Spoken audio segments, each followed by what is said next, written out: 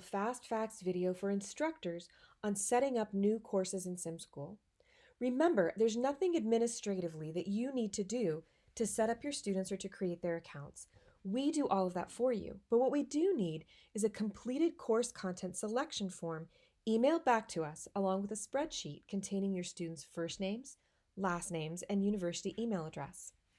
The first several pages in this content selection form, which is specific to the semester, so definitely make sure that you're using the latest one when you're making your selections for a new quarter or for a new term. The first several pages preview and review information that you're already aware of in simSchool.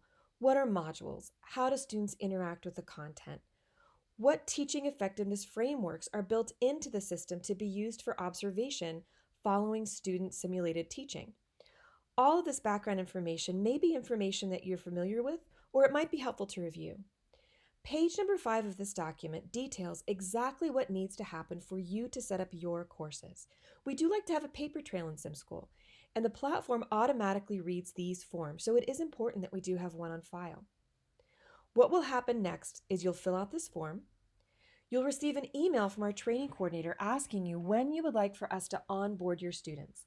We prefer to do this live so that it's the nicest possible welcome and so that you don't have to feel like the burden of training and onboarding your students falls on you. Then, when your course is live, you'll receive an email letting you know that you're able to log in with your student demo account, with your instructor account to preview student progress, and that your students should have received their emails as well. Now, know that it's not at all unusual for the first emails that we send out, sometimes even the second emails, to get trapped in a spam filter. Rest assured that when you get an email letting you know that your course is live, the date and timestamp that you see on that is when emails were sent out to your students. If they don't receive them, it's okay. There's always a way that we can troubleshoot that. But do know that that is the way that the system functions. As soon as you receive that email from support@simschool.org letting you know that your course is live, you should immediately be able to log in. The balance of the pages in this document detail changes that can be made to modules if there's time, information on your contact, what you would like your course called, when you would like for your students to log in the first time, whether or not you would like for them to answer reflection questions, whether you would like for them to only watch observation videos, to only do practical teaching, or to have access to observation videos as a reference for them, and to do practical teaching, whether or not you would like content scheduled for release based on whatever criteria or schedule or syllabus that you have, or if you'd like it released all at once, if you would like an overview to appear in your course, and then what training and tutorial resources you would like your students to have access to, and what content from the balance of the catalog.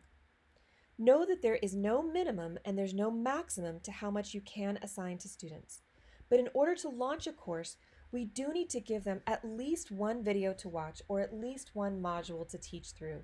If you need additional time to decide what content from the catalog you would like to use, we suggest at minimum providing your students with tutorial modules from page 9 of the document, along with simSchool videos that will give them background information on how the platform functions. Even if your students are only going to be doing observation hours in simSchool, we still find that them having access to some of these videos can give them additional really helpful context for understanding why an experienced simSchool user, an experienced educator, may make the choices that they do when they're teaching in simSchool. And in the balance of the pages, you're just checking boxes. Do you want to be using content as is? Do you want to be making changes to content? Remember that if you're making changes, we do need at least 3 weeks on the simSchool side. And if we are working at a period of the year when we have a lot of courses coming in, like the beginning of a semester, if it's over a holiday break, we may need additional time to make changes, but we really do try to make them and release them to your students in as little as 3 weeks if it's at all possible.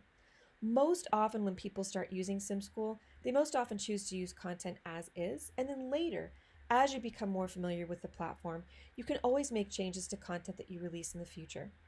And know that even after we release this form, you can always edit the things that you've made available to your students later by deleting modules, adding modules. We simply do that with email correspondence back and forth, and we can add to the form that we have on file for you, or we can subtract from it. As you're going through the content, if you would ever like for us to set up a preview sandbox for you so that you can review the content before deciding if you would like to release it to your students, on the page in which you define when your students are going to have access to simSchool for the first time and basic information like your contact details, you do have the option to check a box for preview only. If you check that box on page number 7, we will assume that we're not getting a roster of student names and email addresses from you right now because you'd just like to review the content, and then we'll be making those decisions later. And again, we do that as much as possible by email so that we don't impede your schedule and we can try to work efficiently. So remember, to get your courses started in simSchool and to get your students signed up, the first step is going through this catalog, deciding what kind of experience you want your students to have, when you want them to have it, and then when you're ready, sending us their names and email addresses, and we'll go ahead and get your course up and running. If you have any questions at all about this process, you can always contact us at support@simschool.org, and we'll do everything we can to get you and your students up and running as quickly as possible this term.